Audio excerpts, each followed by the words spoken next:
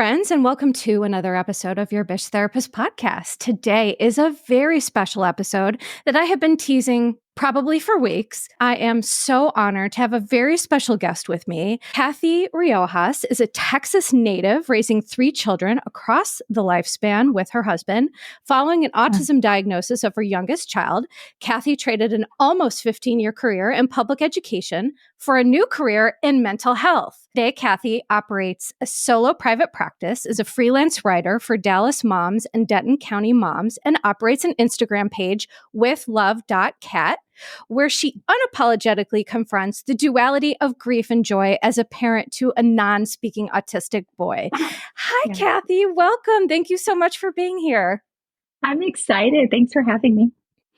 So I just want to share with my listeners how we got acquainted is that you are an LPC.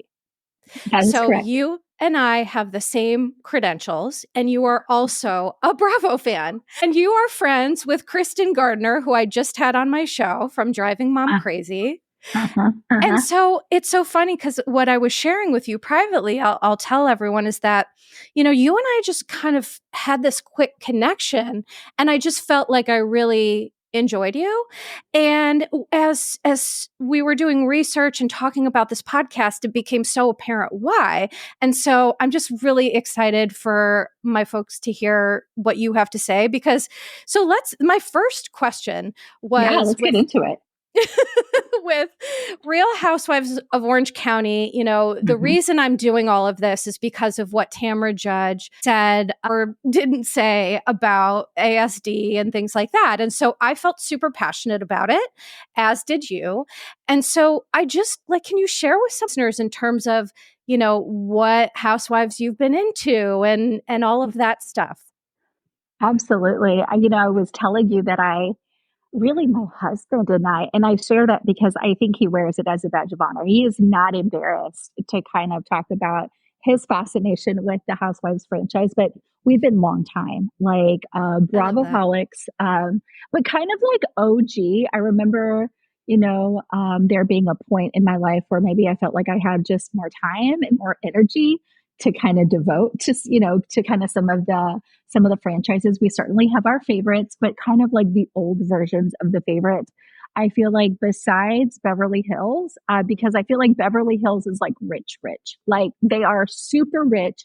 Everybody else, once they start to look too perfect, I get a little bit disinterested, So I remember a franchise that we really loved as a family was like the old school New Jersey one. And, and what kind of, we're going to go kind of more into depth about my journey as a mom to an autistic boy. But I remember feeling really connected to, at the point of our diagnosis, being really connected to some housewives who had also kind of shared their journey as parents to a kid with autism. And so for those of you who don't know what Kathy's referring to, Jacqueline Lorita, who, by the way, I was a huge Real Housewives of New Jersey stan. Like, for me, that was my favorite franchise. And unfortunately, it is absolutely no longer. I didn't even watch the last season. I certainly didn't cover it because it just felt gross. But the beginning days of Jersey was like, mwah, chef kiss, perfection of television. But for folks who don't remember, Jacqueline Lorita gave birth. She had tried so hard to have another child. She had something like dozens of miscarriages, maybe even more than that. She finally gets pregnant with this beautiful boy, Nicholas. And we see on the show how he was initially meeting his milestones and then at that point stopped. And then she didn't talk about it for a little bit because they didn't know what things were going on. And so it sounds like you can really relate to that. Yes. What was it like watching that as you were dealing with your own journey? Well, while we were watching it, actually that had not yet been part of our parenting experience. But when our youngest son, and very much, like you point out, Melissa, Jacqueline's sort of experience really kind of mirrored ours. Our diagnosis was really a journey. And it was a months long kind of process, with lots of different professionals, lots of different assessments. And so while we were going through that, even years later, I would often think back to kind of like, oh, this is exactly what Jacqueline and her family were kind of going through. The trying to manage, like, what do you share with people? And what do you maybe reserve the right to kind of talk about as parents, right? Without an audience. Mhm. What do we need to be concerned about? And what are the things that we can still really celebrate, in our child? So it was definitely like, I remember as we were going through our experience, thinking back to that particular housewife and just, you know, um, a lot had kind of changed in the series. And Jacqueline was no longer, I think she was more of like, what's the term when you're not like an official housewife, but Oh, maybe you're a like friend of? Yeah, a a friend of. friend. Yeah, I think she had sort of been, she was on the friends list, not necessarily like the cast list, but she will forever be like a special housewife to me because of that. Mhm. And what I just love and appreciate about people like you and Jacqueline is that you really use your platform to share your experience, strength, and hope. And so it's wild hearing about how that was a precursor to your journey. And so I think it's and this is what I love about Housewives and why I do what I do, right? Because some of these concepts that we're seeing are really important and they deserve a Hmm. lot of attention and education. And so essentially, it's a shame I wasn't doing this before, but I love that, it was able to bring you kind of like a sense of validation in an interesting way of how your Absolutely. two experiences mirrored each other. How wild is that? Yeah. And you're right. I think what part of my fascination, one is just how, on one end, I feel like it is such a depiction of the exact opposite of my life, these Hmm. baptisms and birthday parties that literally were just like way more expensive than my wedding, but Same. also, right, but also Yeah. still finding in that like huge discrepancy, still finding like really common ground on issues like parenting and motherhood and marriage sometimes and faith, the importance of family. We see that a lot in some of the franchises, right? So I think that's what fascinates me is on one level, I feel like I have nothing in common with these women, but there's this entertainment factor with the kind of lifestyles that they can afford. And then the second layer that says, I know exactly what that feels like, or I've had that exact same conversation with my friends about my husband or with my husband about our kids. And I think to your point, that is what early fans of Housewives loved that we don't see a lot of anymore. It's Mhm. very curated and it's fashion and it's fronting and Yeah, yeah, so while I absolutely. understand that some of what led you to step away is just sincere lack of time, right? You're Mm, raising a high needs son, plus you just have a family, you have a practice, you're working, you're so busy. So and by the way, I love Beverly Hills too. So when they come back, it maybe we should circle yeah, back and let's and cover that. reunite. Absolutely. But so before I move on and talk a little bit about your journey, which is so important, can you share with me your thoughts on the drama after Tamara Judge, Mhm. kind of announced everything? What were your thoughts, feelings, and opinions on that? Yeah, absolutely.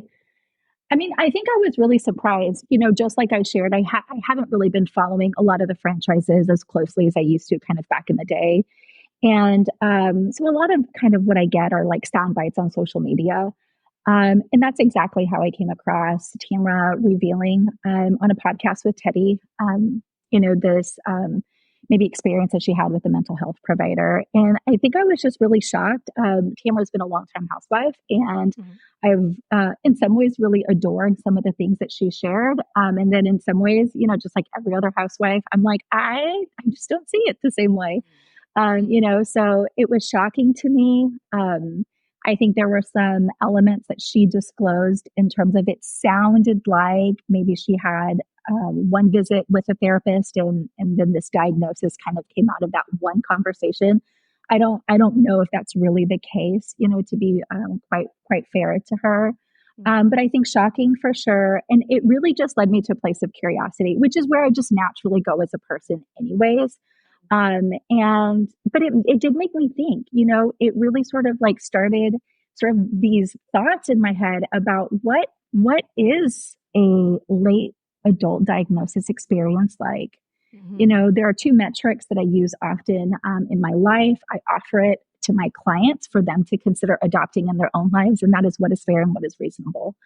And those metrics kind of help me, maybe gauge how my experience can be completely different to someone else's experience. And is it fair and reasonable to say that as an adult, a diagnosis experience could be different than the one that I had with my son before the ages of 2?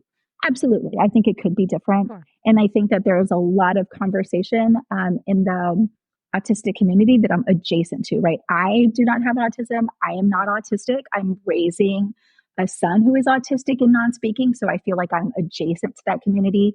I'm in the parenting sort of realm of it, but I don't live with it on a personal level like other people do. And I think there are definitely people in the autistic community who do get a late diagnosis in their adulthood, who have been masking for a lot, for many years. And I think I don't want to, I would hate for sort of these like sweeping generalizations to take away from, right, maybe the experiences that other people are willing to share about their own diagnosis, where maybe one celebrity experience, kind of takes away from what other people might have experienced in their own life. Yeah. And I mean, not only what a diplomatic answer, but what a kind, and another thing I love about you is, you really, there's a humanity to you that I just love and appreciate because that's what we're all about here as well. And you're right. It's with this podcast, I'm releasing one about neurodiversity. And to your point, every person who lives with this diagnosis, living with it or being a caregiver, every situation is nuanced and unique. And what I always espouse on this podcast that doesn't always get espoused in kind of like theory is that living experience is, I would argue, really the most valuable thing because we're both providers, right? But we're both also people who are dealing with something from the inside. And so there's things that we are privy to that maybe other folks are not. And so I think what your perspective is so important because you have inside and outside knowledge. You have the knowledge of, because not only are you an LPC, which by the way, you went to school for that while you were pregnant. How? Yeah. How?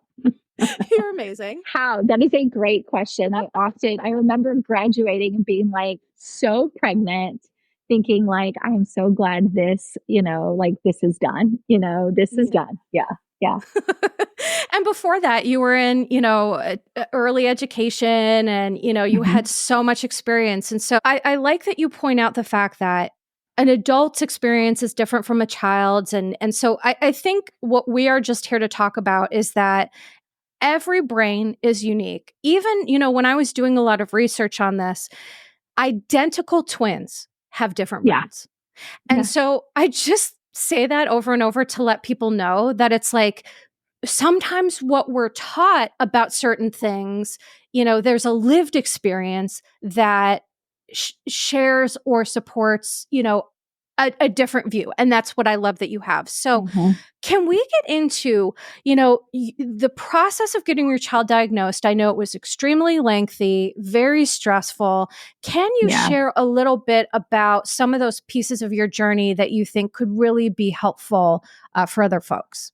Yeah, absolutely. I think, there's this saying that like ignorance is bliss, right? And Yes. How true is that? So My husband and I were welcoming like our third child. So we had done this like 2 times before. And not that we felt like we were experts at parenting, like absolutely not. But I think there was just a level of like, we were just more comfortable. We were more familiar with like what to expect. And so, similar to Jacqueline's experience, our son was meeting some really early milestones.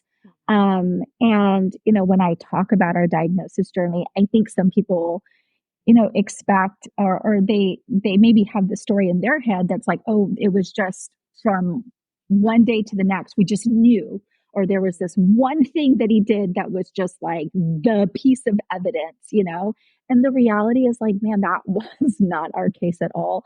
And I don't think that's really the case for a lot of people. It was like a real kind of like really gradual and small over the course of almost a year where we were like, okay, he's not meeting all the milestones, but he's meeting some. And, so it involved, like discussions with our pediatrician. It involved, getting early childhood intervention. So in the state of Texas, for children 0 to 3 with suspected developmental disabilities or intellectual disabilities, you have access to some state funded services that can come either at low cost or no cost, depending on your family's financial situation. And that's sort of the gap between when public school in the state of Texas can kind of start offering services. So 0 to 3, the state, 3 and above, that's where you can be part of the education system. And so it involved, the service providers through early childhood intervention, which ultimately led us to go to a pediatric psychologist, and in tandem, all of that is happening with our school district as, he approaches kind of the age of 3. So it involved a lot of assessments. Right. It involved a lot of us, as parents, like asking questions. And there were times, even in our pediatrician's office, where, our pediatrician, who we had a great relationship with, was the pediatrician to our other children, in some ways was like, I think you're just worried about nothing. I think he's going to be fine. It's okay, and I think it just speaks to how, these norms, these milestones, kind of they take into account, what most kids will do at a certain age. And the reality is, some of maybe missed milestones don't automatically mean autism. But my husband and I have had this conversation many times where I feel like early on we just knew. Like we just Yeah. knew, like it wasn't us being, you know, Overly um, sensitive. yeah, overly Yeah. sensitive or too anxious. We weren't being dramatic. It wasn't an attention seeking, like, oh my Yeah. gosh, feel sorry for us. Like, I think both of us knew, and we would have these conversations. Before I started the Instagram page, I had a blog, and that's sort of where the Instagram handle comes from. Because at the end of every blog post, I'd write with love, Mhm. Cat, like short for Kathy. And so there was a blog post I remember writing as we were kind of going through that experience. And it was interesting to me that the hardest conversations that my husband and I were having at that time, like during the diagnosis, only happened at night when the lights were off and the house was quiet. And we could say the things that maybe were just really hard to say to each other, like while looking at each other. But I think we just both knew. But it took like literally almost a year, like months and months of a lot of different kinds of evaluations with different service providers for us to get an official diagnosis. Yeah, and the thing that I just had a visceral reaction to was the doctor's reaction because again, as someone who's a zebra medically, Mhm. I would be rich if I had $1 for every time someone told me I was being a hysterical woman.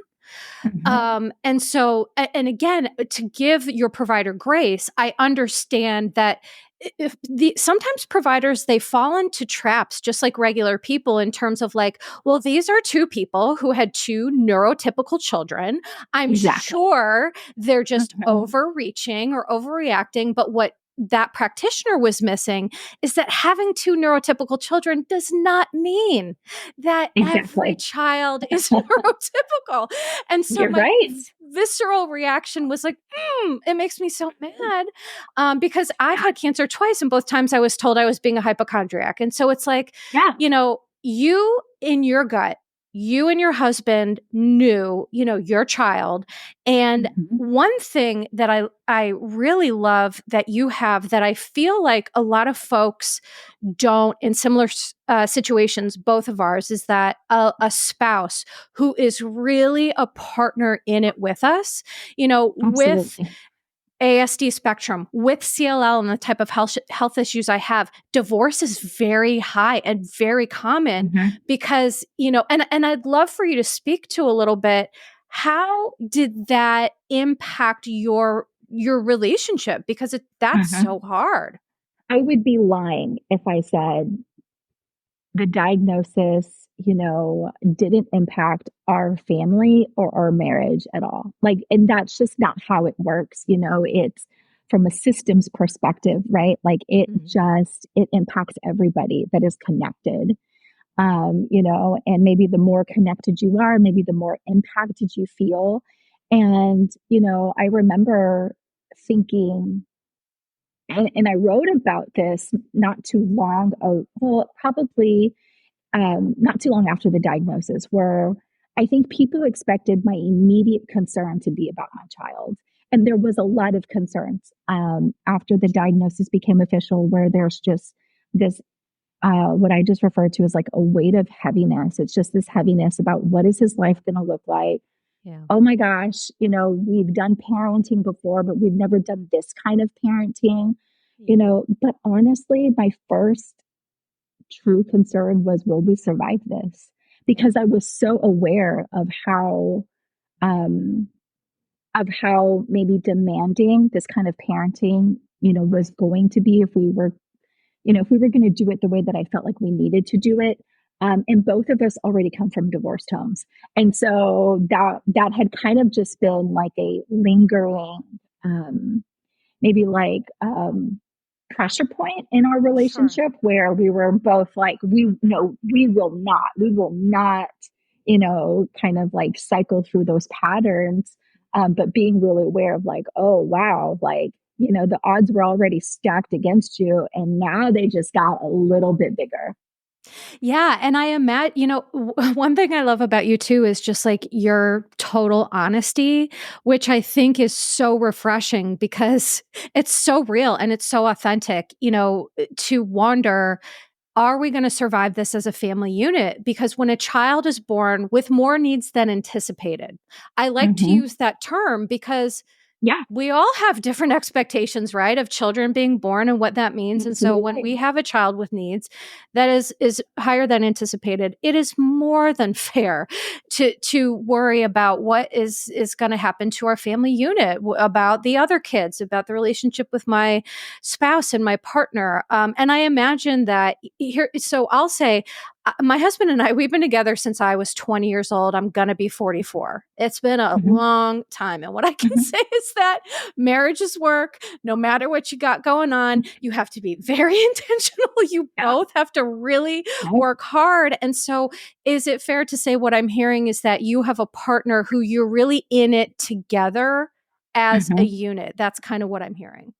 Oh, for sure. And I think even the early diagnosis, even before the diagnosis, where we both kind of knew, we both had the ability to have those really hard conversations.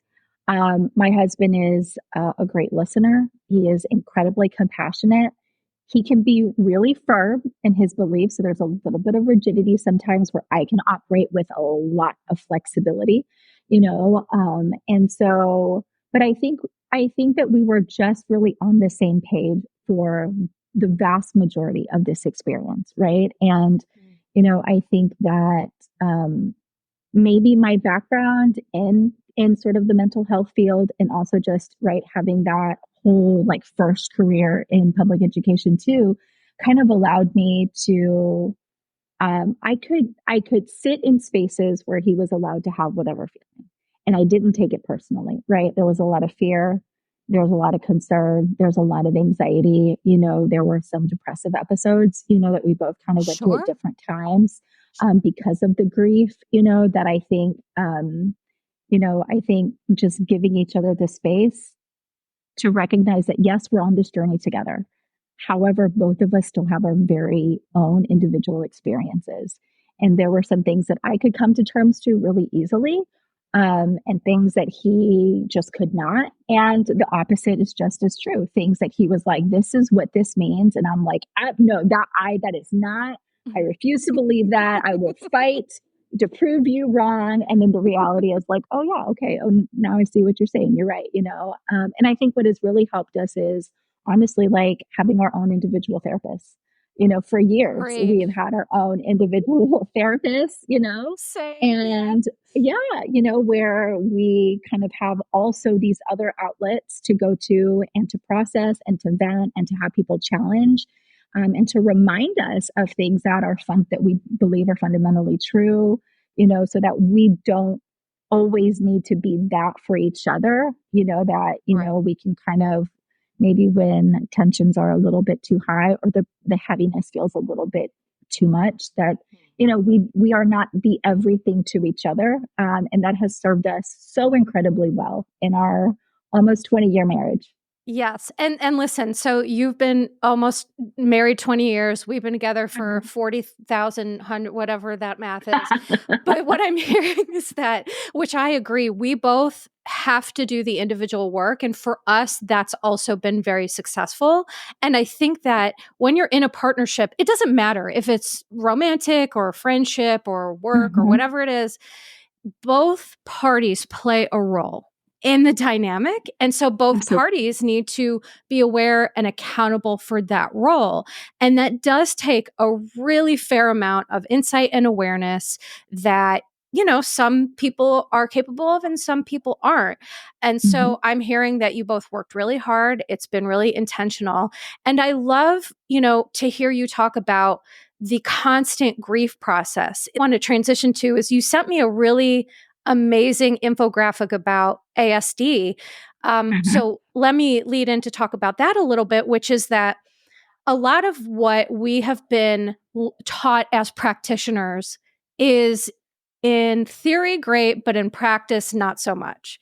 And Mhm. so one of the things that you and I really bonded over is that things like grief, autism spectrum disorder, a lot of things are looked at as linear, and they are not linear at all. There are not stages of grief that you're like, Yeah. oh, check, I got the Yeah. depression, check, I got the acceptance. It's like Mhm. you can be somewhere and then have an event happen and be back to a certain place, and that doesn't mean you're at step one or square one. It just means that we're human Yeah. experiencing humanity in ways that the world wants us to fit it in somewhere that it just doesn't. Absolutely. So can you share your Absolutely. experience with that with the autism spectrum disorder specifically? There's three levels of Mhm. severity. I'll just share with the listeners quick is that Okay. level 1, it's requires support, but the person may able to live a relatively independent life. Level 2 requires substantial support to help the person communicate and deal with change. And then level 3 requires very substantial support and is the most severe form of the disorder. But you sent something, and I would love for them to hear you talk about your take on this, because I was like, preach. Yes. Yes. Yeah. What I shared with you in our correspondence kind of leading up to this, right, is that this idea of a spectrum, just like you mentioned, sort of creates this imagery in our head of this very linear kind of picture.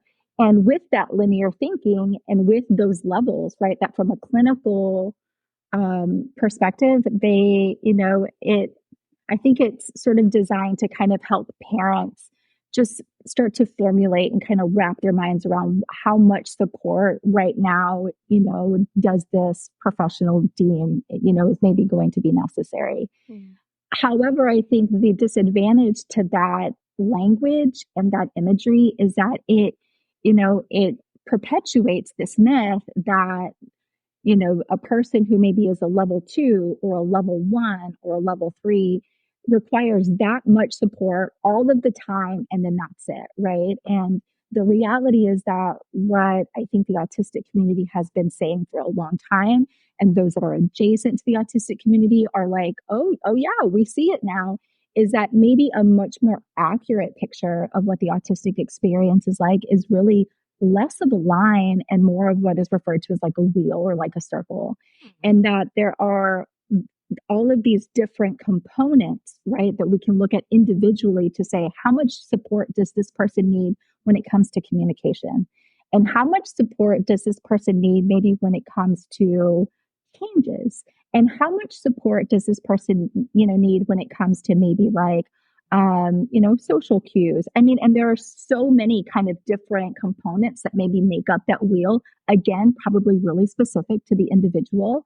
When we got our diagnosis, our son was diagnosed officially level 2, points away from level 3, mind you. Like we are on the edge of 2 and 3. He's non-speaking, and so I think that there's this, sort of like equation that a lot of people still exist with that says non-speaking equals not smart, non-speaking equals, Ugh, oh, he doesn't really understand a lot of things. And that is like, one of the biggest myths out there. And the yeah. reality is, yes, he doesn't yet have a reliable form of communication. That is absolutely true. However, when it comes to things like, receptive language, the kid's pretty spot on. I can be like, hey, go take this thing to your brother. Absolutely will. Right. Hey, you need to go put up your shoes. Hey, we got to leave. Go grab your shoes and socks and put them on. Right. He can dress himself. His receptive language is really strong. In a lot of ways, he is a kid with high support needs when it comes to communication. Mhm. Um, and we also get to be the family that still gets to experience a lot of typical life because he doesn't require that amount of support when it comes to things like traveling and food and rigidity. Like we could literally just be like, wake up and, hey, we're going to go out to eat at this restaurant. And he's totally along for the ride. Like it doesn't throw him off. There's not a big meltdown. Whereas for some people, that is their Right. experience. So I love the idea of a wheel. I feel like it's a much more accurate depiction versus this very linear kind of model that we've been offered for a long time. Well, right, because from the point of development, having autism spectrum disorder doesn't mean kids don't still develop. And so developmental stages are still different for all Yeah. kids, whether you're Yeah. neurotypical or neurodivergent. And to your point, what he may need now will be different from what he needs as a teen, will be different from what he needs Absolutely. as an adult. And so to look at a 5-year-old and to say you're level 3 for life, and it's like, well, that's Yeah. wild. And Yeah. how must that impact your mental health, right? Like when Yeah. you're seeing my child is 3 points away or whatever from level 3, like the grief of that, I just Absolutely. cannot imagine how you just must have Yeah. felt like you were drowning for. Sure. I mean, it really felt like definitely an invitation for grief. It felt very almost like fatalistic. Like this was just it. There was nothing that I could do, no amount of intervention or therapy, no amount of learning, no amount of, even if I could change the world to accommodate, him, that this was just how it was going to be. And there was like a hopelessness to it for me that I really struggled with because you know, um, in this journey, what I hope to promote is this, the duality, right? That there is a lot to grieve and there is a lot of heaviness and there is a lot of joy and there is a lot of love, and Right. it felt like there wasn't space for the and part in the very beginning of that because it just felt like this was just how it was going to be forever. And, we have the ability to go and get him reevaluated every 3 years through our insurance. It's similar in a school model in Texas for students served in special education to get a reevaluation every 3 years to determine more accurate and current levels of functioning. And to be quite honest, when that first 3 year mark came around, I was like, I don't even want to do it because I had almost felt like we were going to get into a level 3, because some of the areas of concern we hadn't really seen a lot of growth in. And I was like, I don't know if I can handle that right now. Like it was all about me. Like I was like, I am not certain. We did eventually do it. My husband was like, we just need to know. We need to know, this isn't about you. We need to know and we'll figure it out.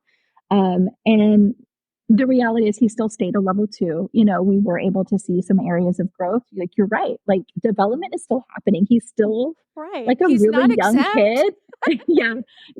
There's still a lot of growing and learning kind of happening. And there were still, we could see where maybe the gap had kind of widened, where I'm not as concerned as a mom to a 2, 3 year old with autism because in a lot of ways, he could kind of blend in. At Mhm. 6 or 7, oh man, the discrepancies are getting bigger. And as he continues, to get older, the reality is the discrepancies will continue to get bigger and bigger, where now he doesn't look like a typical 7 year old. Like there are things that really kind of make him stand out, that have been things as a family, right? His siblings in particular, the one closest to him in age, seems to impact him, a lot these days. So those are the kind of conversations that we're having at our house. Yeah, and I think what you're sharing again is evidence that, just as he gets reevaluated, your grief is constantly Yeah. reevaluated as well. Or at least that's really what it feels Yes, like. Because absolutely. you're watching other children Hmm. developing in ways that he isn't, or expressing themselves in ways that he's not able to. And so I thank you for being so vulnerable. What I talk about on my podcast is I call it sharing experience, strength, and hope. Because Hmm. to your point, people will say to me, well, how can you like live and be happy knowing you have like a chronic cancer with no cure? And I'm like, two things can be true. There can Absolutely. be devastating grief and anxiety and depression and all of that, and joy and Hmm. life and family and Yeah. beauty.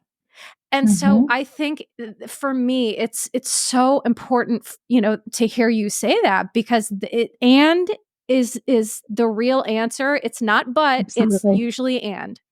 Yeah. That's right. And I think I think people sometimes use the but because that's sort of maybe how they heard people get through maybe really difficult, experiences. And in the beginning, a lot of people offered us a lot of different variations of that but, right?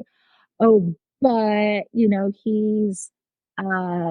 there are other diagnoses that could be worse than this, right? Oh, Oh, but, oh, and I think that, yeah, it was like this, like, I'm not sure if you're really trying to help me or like, like I don't even know how to react to that right now. Like, which I is think that normal it's so because hard. Yeah. how do you react to nonsense? I'm sorry to interrupt you, Yeah. but it's like Yeah. if you and I feel like could write a book of well-intentioned but horribly awful shit people say to Yes. us, Yes. we could write Yeah. a book. Absolutely, right? And I think about like, are you familiar with the work of Kate Bowler? Yes. Yes. Yeah, love me some Kate. And so I feel like I often go back and, reread some of the stuff that she's written. And I love following, the stuff that she creates on her social media platforms. But yeah, I think the opportunity for people to recognize that and can exist, this duality of both, but for, honestly, at the beginning of this journey, there was a lot of shame that I carried because I wasn't sure if I was allowed to share the heavy parts. That if I shared the heavy parts of what this experience was like as a mom to a kid, autistic, non speaking, that my biggest fear was that people are going to only hear what they want to hear, right? That they were going to take the words that I said and it was going to shift into something else. And that something else, my biggest fear was that they were going to hear Kathy doesn't love her kid. And that is like the most furthest thing from the truth. I love all of my kids. Of I course, love Kathy, people of who are course. not my kids, Of course like, you do. Of and course. so I really shied away from sharing too much of this experience. I only wanted to share the highlights. I only wanted to talk about the good things. Mm. I almost felt like I had to be this cheerleader of like everything's going to be fine or everything happens for a reason or it's okay, we got this. And the reality was, man, that is not internally and behind like private doors, that's not really, that was part of the experience. It wasn't the entire experience.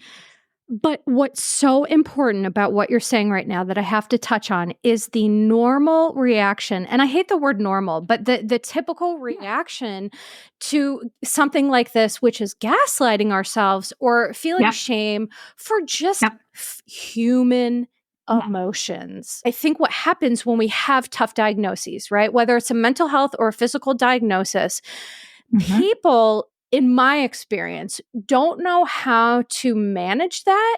So they put this expectation on us to Yeah. make it really sugary sweet, to add some sugar, to only highlight the good stuff, to carry this flag of toxic positivity to prove Mhm. that we're okay because they can't handle that shit. Absolutely. So when did you decide to put Absolutely. your flag down? Because I put mine down long ago. Well, I think like in really close circles, it was easy for me in the beginning. Like, friends that I had had these years long relationships with, people who I knew me and knew that they weren't going to twist what I said to mean something that I didn't mean. Those people automatically got that version of me. It was everybody else. It was the people who don't know me super well, the people Yeah. online, and I think it was,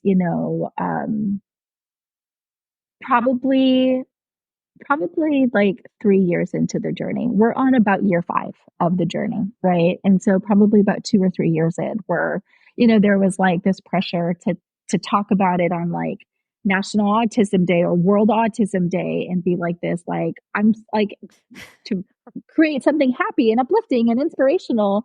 And I think I was just like, I remember being with our oldest, our daughter, and just being like, you know what? I'm not super happy. Like this isn't super fun. Like I don't always see it as like a superpower. Like it creates a lot of challenge in our life, and there's this grief to it, and man, I love my kid. And I don't always love how challenging life is because of this diagnosis. I think that's when I started to kind of give myself a little bit more permission. Yeah. Well, I just want to support that. I mean, not that you need it from me, but I'm just, in awe of you, your family, and how you manage it because you make it look easy and it's Oh, not. And I that's think sweet. well, Yeah, I mean, that's sweet. I think that what I mean is that people have no idea what it really takes to Mhm. live day to day. And so, because you're educated and you're kind and you're well spoken, I think it's easy for folks to look at you and be like, oh, she's fine. But that it doesn't Yeah. mean that you are, and it also doesn't mean that, like, A, that you have to be like the autism spokesperson, and Yes. B, it also doesn't mean that every day is a good day. I think that what my listeners Yeah. tell me is that they get more from me sharing the bad, the ugly, the The real. dark stuff that it's Mhm. hard to talk about, but I'm not kidding. I get the most feedback from people for sharing that. So, but to Yeah. your point, it has to be people, right, that we trust and who not everyone is going to be capable of being present for us and supporting us. And I'm sure.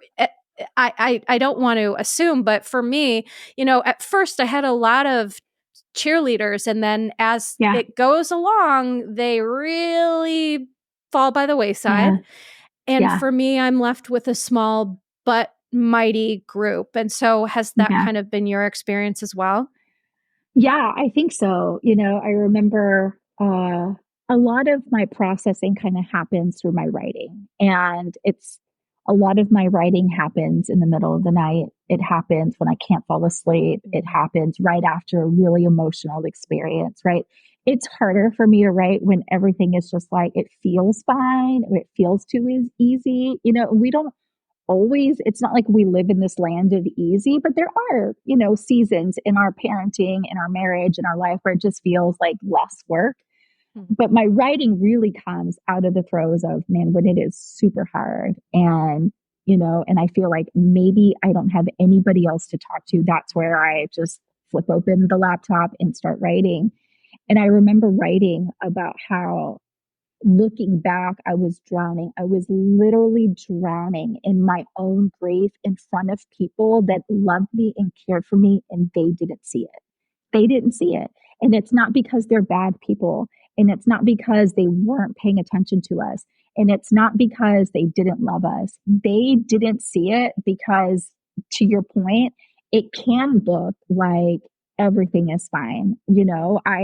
I'm not typically the person that's like, here is what I need, right? I am like a recovering people pleaser. Like, I don't want to be a burden, Yeah. and so I assumed that I had to be this way, right? Like, I bought into that.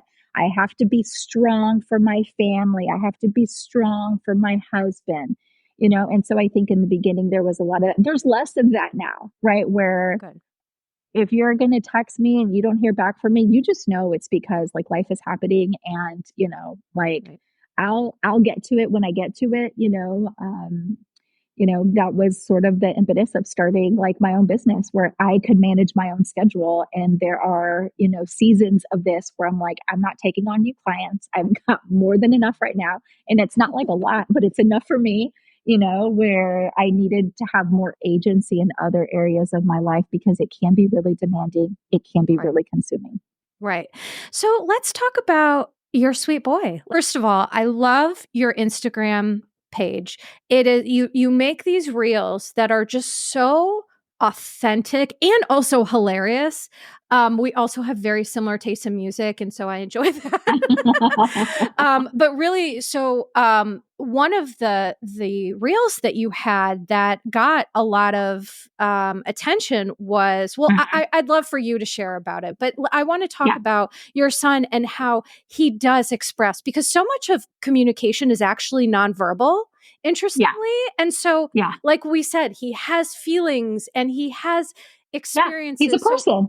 right, Mhm. just like Yeah. everybody else. So, can you share how you all and how he experiences that? Yeah. I think here we are just like shutting down a whole bunch of myths that I think have sort of existed for a long time. I remember one of my first, when I decided that I was going to start being a little bit more candid about the parenting experience, one of the first posts that generated a lot of traction for my, relatively small Instagram account was, this post of our little guy getting into his brother's bed. At some point, they had a shared room at the time. And he had gotten into Big Brother's bed and was just sort of like cuddling and like snuggling up next to him. Big Brother is still asleep, and little guy is just like happy as can be next to his brother. And the caption of that reel was something along the lines of like, don't believe the lie. Don't believe the lie that somebody who has autism is incapable of feeling or is incapable Yes. of loving. And as somebody who had worked in a public school system prior to that, I can't tell you how many experts, um, you know, would sort of like reinforce those ideas that they'd say, Oh, well, they're autistic. They just don't show love. They're incapable of it. And I think that used to be the thinking a long time ago. And I think again, going back to what are the people in the autistic community saying, I also think that we also need to be mindful that there's this whole group within the autistic community that don't really have yet a reliable form of communication, right. and so those adjacent, those raising kids like that, or who know adults who are non-speaking, right, are paying attention to kind of like, well, what are they showing us, and what our guy always shows us is that it's not a lack of emotion. There are a lot of emotions, all kinds. I left the Right. house today to come to the office to film this. My little guy was not happy, and he's vocalizing like not happy because dad's watching football and I want to watch my favorite movie, right? Like, so it's Yeah. like, it from a clinical side, here's what I know to be true, right? Like, we can't just numb one feeling, right? That's what Brene Brown tells us. Like, it's not just like, Right. oh, I don't want to feel sadness, so I'm going to do this thing to erase sadness from my life. It all exists in the same part of the brain, right? That amygdala is where all of the feelings exist. So if Correct. he can feel things like, if he can show us that he's angry, right, he's also has the ability to show us that he's really happy, right? If he Yeah. can show us that he doesn't like things, right? He can also show us that he really loves things, right? And so we see it all the time. We see it through vocalizations, we see it through behavior, we see it through, you know, um, choices, that he's capable of making. He is a human, and he is not exempt from the human experience, and that includes feeling. Boom. Boom. Mm-hmm. And that is really the point of these podcasts is that I think for me, any sort of rhetoric flying around from, again, even so-called experts. Mhm. Because Mhm. that's mind-boggling. It's wild to me what humans do when we don't fully understand something. Yeah. Let's look at Stephen Hawking. Okay, Mhm. developed major problems. Uh, He is one of the most brilliant men, and had to use a computer to communicate. And the stuff Mhm. that was communicated from that computer was like, oh my gosh. And I've Absolutely. watched other documentaries, not specifically about autism spectrum, but folks who have either neurological or physical issues or lack of speech for a plethora of reasons. And we're lacking a way Mhm. to properly assist them in communicating. Exactly. And so that's Yeah. essentially what you're saying. And you're still, from what I understand, on that journey with your son. You still, at this Yeah. point, do not have ways to communicate. Yeah. However, you're, as Mhm. his mother and as his father, you are able to communicate and experience Mhm. things. Like, there was one of your reels where he was swinging on a swing and Mhm. just making Yeah. I think your husband was watching football or something, and he was like Mhm. making it was clear Yeah. that he was so excited. Yeah, he was engaged, right? He had we have this indoor swing that I mean, it is like his favorite thing, hands down, and he uses it often. And there's this relationship between movement and speech, Yeah. kind of activating like the motor planning abilities in us. And so when he is engaged in a lot of movement, he tends to be his most vocal. And so it was just a random Sunday. My husband watching football. We are from Texas. We absolutely love football, all kinds, high school, college, pro. And so when it's football season, like football is on in our house. And, our little guy had just started like mimicking something that my husband had said. Like I think my husband was like cheering for, probably somebody on his fantasy team.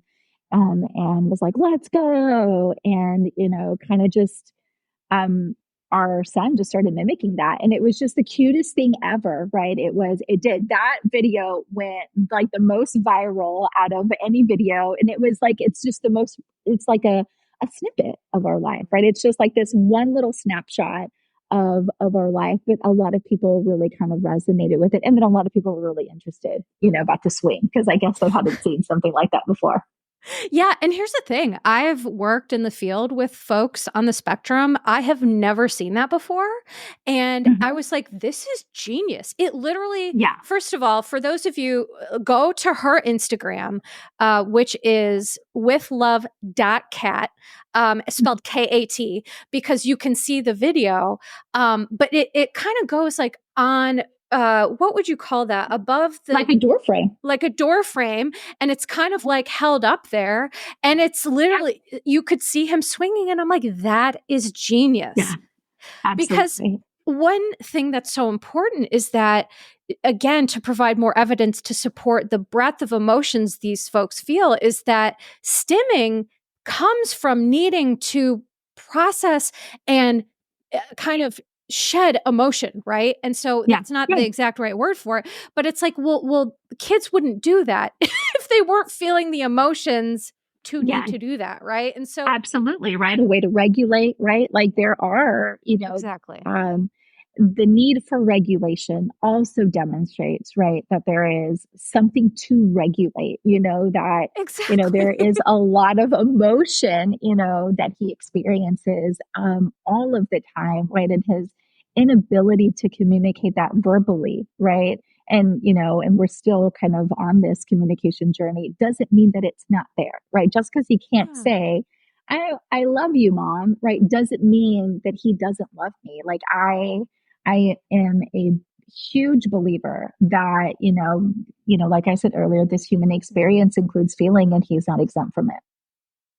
And, I think that's just a really good way to end this discussion. I just want to say that I just am so grateful for you for sharing your experience, strength, and hope. First of all, your account, what frustrates me about the internet is you'll get like 5 million views on something, and people are so stingy with their follows. And so Yeah. please go follow her. You are making great content. It's educational, it's informative, it's heartwarming, it's real, and it's just beautiful. So please, everyone, Thank you. go follow new friend to the show, Kathy. Yeah, But we'd love I to will. have you. I literally would just want to validate the fact that like I posted something on my account the other day that it was like I got 600,000 views and I was like, why aren't you following me? And I got answers. People were like, well, follow fatigue and this and that. And I'm like, well, Yeah. but come on. So let's support each other. Let's support each other. Let's support Kathy. I certainly look forward to getting to know you more. But before we end, I would love for you to please Yeah. plug and promote. You have some exciting stuff, so I'd love for you I to talk do. about that.